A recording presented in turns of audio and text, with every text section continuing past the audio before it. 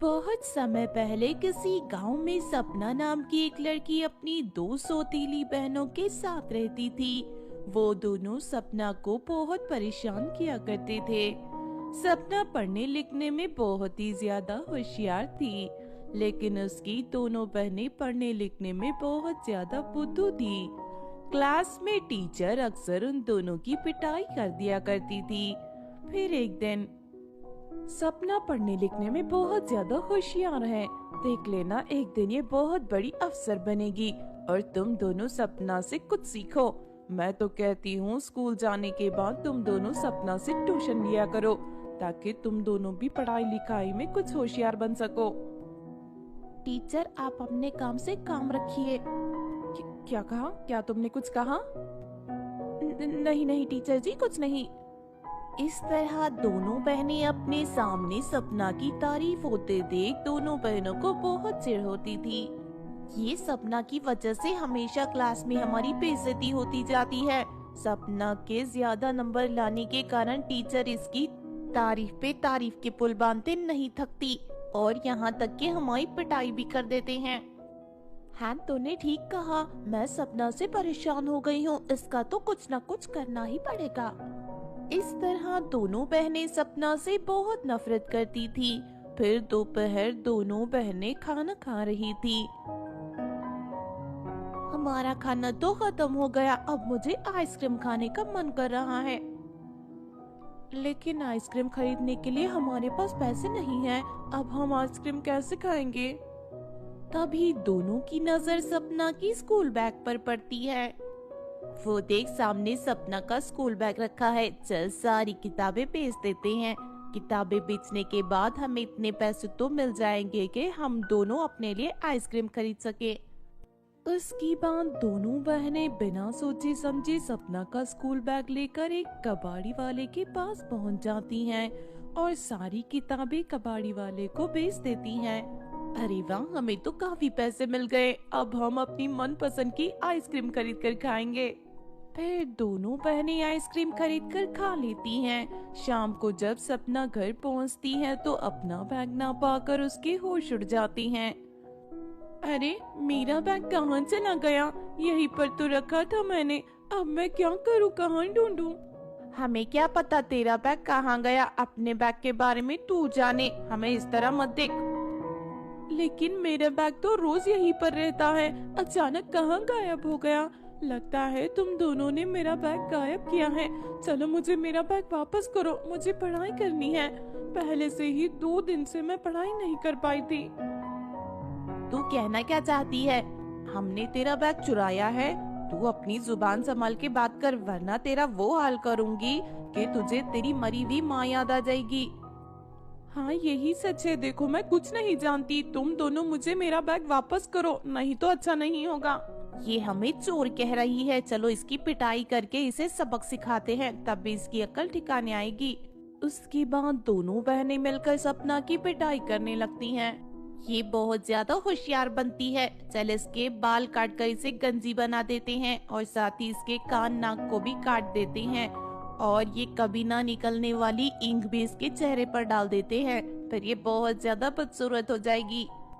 नहीं नहीं, मुझे छोड़ दो, दया करके मुझे बदसूरत मत बनाओ, मुझे जाने दो, मैं तुम दोनों से विनती करती हूँ। लेकिन दोनों बहनें सपना की एक नहीं सुनती और उसे गंजी बनाकर उसके नाक भी काट देती हैं और कान भी काट देती हैं और उसके चेहरे पर कभी ना निकलने वाली इंक डाल देती हैं। अगले दिन जब सपना स्कूल जाती है तो सभी लड़कियां उसका मजाक उड़ाने लगती हैं। अरे ये क्या, सपना तो बहुत ज्यादा बदसूरत बन गई, अचानक तो गंजी भी कैसे हो गई? लगता है इसने जरूरत से ज्यादा पढ़ाई कर ली, इसीलिए इसके सर के सारे बाल गायब हो गए। सभी लड़कियां जोर जोर से हंसने लगती हैं। तभी वहाँ टीचर आ जाती हैं। सपना के पास किताबें ना पाकर टीचर को बड़ी हैरत होती है। फिर सपना रोते हुए अपनी दोनों बहनों के बारे में टीचर को सब बता देती है। टीचर दोनों बहनों को डांटना शुरू कर देती है। टीचर जी, हमारे घर में क्या होता है इससे आपको कोई लेना देना नहीं है। इसका बैग कहाँ गायब हुआ, हमें उसके बारे में कुछ नहीं पता। हाँ, अगर आपने हमें परेशान किया तो हम प्रिंसिपल से आपकी शिकायत कर देंगी। दोनों बहनों की धमकी सुनकर टीचर घबरा जाती है। दूसरी तरफ किताबें न होने के कारण सपना अपनी पढ़ाई नहीं कर पाती और एग्जाम में फेल हो जाती है। अरे वाह, ये तो फेल हो गई। सच में आज मुझे बहुत सुकून मिल रहा है। इतना सुकून तो आज तक नहीं मिला। हाँ, ये एग्जाम में पूरी तरह फेल हुई है। आज मेरे मन की ख्वाहिश पूरी हो गई। दोनों सौतेली बहनें क्लास की दूसरी लड़कियों के साथ मिलकर सपना का खूब मजाक उड़ाती हैं और उसके ऊपर खूब हंसती हैं। अपनी बेइज्जती होते देख सपना को बर्दाश्त नहीं होता। वो हमेशा के लिए गांव छोड़कर चली जाती है। ये दुनिया बहुत बुरी है। मैंने कभी किसी का कुछ नहीं बिगाड़ा, फिर भी मेरे साथ हमेशा बुरा ही होता है। अब मैं जिंदा नहीं रह सकती। मैं अभी जाकर किसी खाई में कूद जाऊंगी और अपना जीवन खत्म कर दूंगी। उसके बाद सपना समुंदर के किनारे पहुंच जाती है, लेकिन तभी अचानक आसमान में उड़ रही एक परी उसे देख लेती है।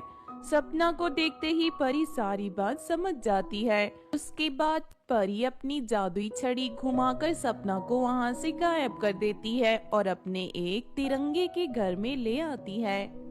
उसके बाद परी सपना को एक जादुई तिरंगे का घर और तिरंगे का लहंगा देती है। इस जादुई तिरंगे के घर में तुम रह सकती हो। ये इच्छा पूर्ति करने वाला तिरंगा का लहंगा है। परी से तिरंगे का घर लहंगा पाकर सपना बहुत खुश होती है। फिर वो घर लेकर अपने गांव चली जाती है। सपना तिरंगे के घर के बाहर एक छोटा सा बोर्ड लगा देती है, जिस पर लिखा हुआ था कि बहुत ही कम कीमत पर वहाँ मनपसंद खाना मिलता है और गरीब अनाथ लोगों को मुफ्त में खाना मिलता है। थोड़ी देर के बाद वहाँ पर कुछ लड़कियाँ पनीर चावल खाने आ जाती हैं। हमें गर्मा गर्म पनीर चावल खाना है, क्या तुम हमें पनीर चावल दे सकती हो? सपना जादुई लहंगे से पनीर चावल मांगने लगती है और देखते ही देखते जादुई घर वहाँ पर ढेर सारे पनीर चावल प्रकट कर देता है।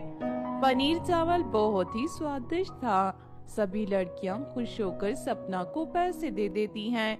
उस दिन के बाद से सपना रोज लोगों को मनपसंद खाना खिलाकर ढेर सारे पैसे कमाने लगती हैं। सपना का तिरंगे का लहंगा बहुत ही खूबसूरत था। सपना के लहंगे को देखकर सभी लड़कियां उसकी खूब तारीफ किया करती थी। फिर एक दिन गरीब गांव की कुछ लड़कियां सपना के पास मदद मांगने आती हैं। दीदी, हमारा इस दुनिया में कोई नहीं है। हमें फटे पुराने कपड़े पहनने के लिए मिलते हैं और साथ ही हमें पेट भर खाना भी नहीं मिलता। क्या आप हमारी सहायता करोगी? सभी लड़कियों की बुरी हालत देखकर सपना को बहुत दुख होता है। फिर उस दिन के बाद से सपना उन सभी लड़कियों को ढेर सारे सुंदर कपड़े देती है और साथियों ने रोज स्वादिष्ट खाना भी खिलाती है। दूसरी तरफ सपना को तरक्की करते देख उसकी दोनों बहनों को बहुत जलन होती है, लेकिन वो चाहकर भी सपना का कुछ नहीं बिगाड़ पाती। इस तरह अपनी सारी इच्छा पूरी करते हुए सपना एक खुशहाल जीवन जीने लगती है।